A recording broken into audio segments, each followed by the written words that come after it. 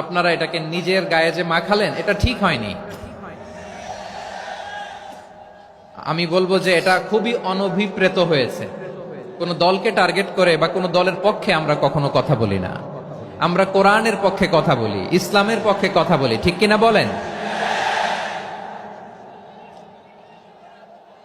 So একটা general কথাকে যদি আমার রাজনীতিবিদ বন্ধুরা নিজেদের গায়ে মাখেন, ক্ষুব্ধ প্রতিক্রিয়া জানান, এতে করে সাধারণ জনগণের কাছে একটা নেগেটিভ মেসেজ যাবে ওনাদের ব্যাপারে। এটা হোক আমরা চাই না। এদেশের যত এই যে আমার ভাইয়েরা, এই যে আমি আমি এই যে কথা বলতেছি, সাদা টুপি, ও আচ্ছা আচ্ছা, চলে যাবেন না? একটু জায়গা দিয়ে দেন ওনাকে। হয় কি, লক্ষ লক্ষ মানুষের ভিড়ে আপনি যদি উঠতে চান খুব কঠিন হয়ে যায়। যদি পারেন একটু বসেন, আর না পারলে ভাইকে একটু জায়গা দিয়ে দেন। আমার দিকে তাকান, এই সিলেট, এদিকে তাকাও, এদিকে এদিকে, ফাইন।